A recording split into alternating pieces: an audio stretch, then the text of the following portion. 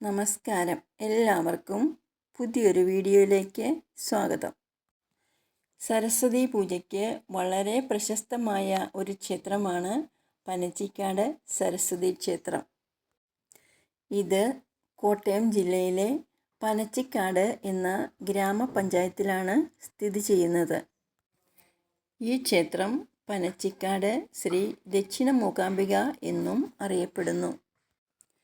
ഇവിടുത്തെ പ്രധാന പ്രതിഷ്ഠ മഹാവിഷ്ണു ആണെങ്കിലും മൂകാംബിക സാന്നിധ്യമുള്ള മഹാസരസ്വതി ക്ഷേത്രമായാണ് ഇത് അറിയപ്പെടുന്നത്.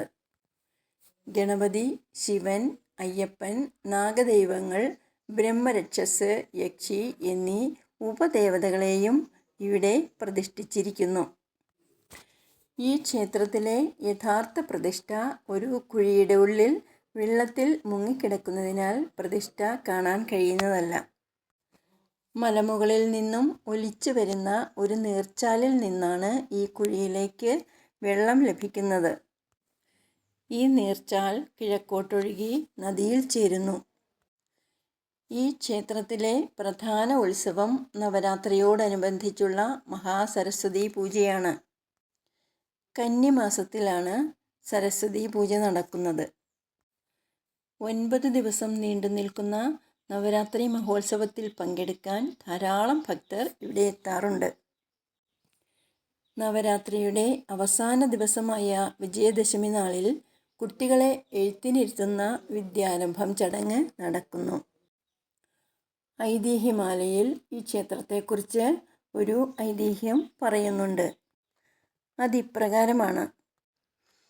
ഏകദേശം 3000 വർഷം പഴക്കമുള്ള ഈ ക്ഷേത്രത്തിൽ ആദ്യം ഭഗവാൻ മഹാവിഷ്ണുവിൻ്റെ പ്രതിഷ്ഠ മാത്രമാണുണ്ടായിരുന്നത്.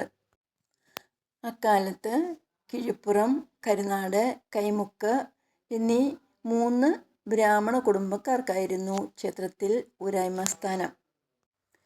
ഇതിൽ കിഴിപ്പുറത്തില്ലത്തെ ഒരു നമ്പൂതിരിക്ക് ഏറെ പ്രായം ചെന്നിട്ടും ആൺസന്താനങ്ങൾ ഉണ്ടാവാത്തതിനാൽ മനം നൊന്ത അദ്ദേഹം ഗംഗാസ്നാനത്തിനായി പുറപ്പെട്ടു. പോകുന്ന വഴിക്ക് കൊല്ലൂർ മൂകാംബിക ക്ഷേത്ര ദർശനം നടത്തി. അന്നു രാത്രിയിൽ അദ്ദേഹത്തിന് ദേവിയുടെ സ്വപ്നദർശനമുണ്ടായി. എന്നിട്ട് ദേവി ഇങ്ങനെ പറഞ്ഞു: "അല്ലയോ ഭക്ത, ഈ ജന്മത്തിൽ നിനക്ക് സന്താന സൗഭാഗ്യം ഉണ്ടാവില്ല. അതിനാൽ ഗംഗാസ്നാനം നടത്തിയിട്ട് കാര്യമില്ല. എന്നാൽ കുടുംബം നിലനിൽക്കാൻ ഒരു വഴി ഞാൻ പറഞ്ഞു തരാം. നീ നാളെ തന്നെ നാട്ടിലേക്ക് മടങ്ങുക. നിന്റെ നാട്ടിലെ കരുനാട്ടില്ലത്തെ അന്തർജനത്തിന് അടുത്ത് തന്നെ 2 ഉണ്ണികൾ പിറക്കാൻ പോകുന്നു. അതിലൊന്നിനെ നീ ദത്തെടുത്ത് വളർത്തുക." പിറ്റേ ദിവസം തന്നെ നമ്പൂതിരി മൂകാംബികയെ വന്ദിച്ച് നാട്ടിലേക്ക് മടങ്ങി. സ്വഗൃഹത്തിലെത്തിയ നമ്പൂതിരി കാര്യങ്ങളെല്ലാം കരുനാട്ട് നമ്പൂതിരിയെ അറിയിച്ചു. ഇത് കേട്ട കരുനാട്ട് നമ്പൂതിരി 2 കുട്ടികളുണ്ടായാൽ ഒന്നിനെ നൽകാമെന്ന് സമ്മതിച്ചു.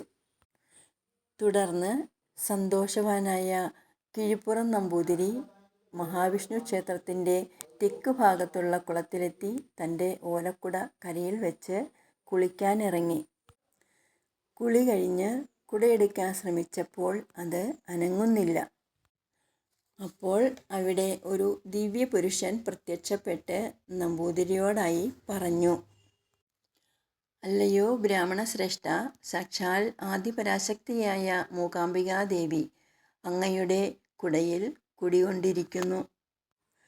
അതിനാൽ ഭഗവതിയെ ഈ കുടയിൽ നിന്നും ആവാഹിച്ച് തൊട്ടടുത്ത കാട്ടിൽ കാണപ്പെടുന്നതും വർഷങ്ങൾക്ക് മുൻപ് പൂജിച്ചിരുന്നതുമായ ദേവിയുടെ ഒരു ശിലാവിഗ്രഹത്തിൽ കുടിയിരുത്തണം.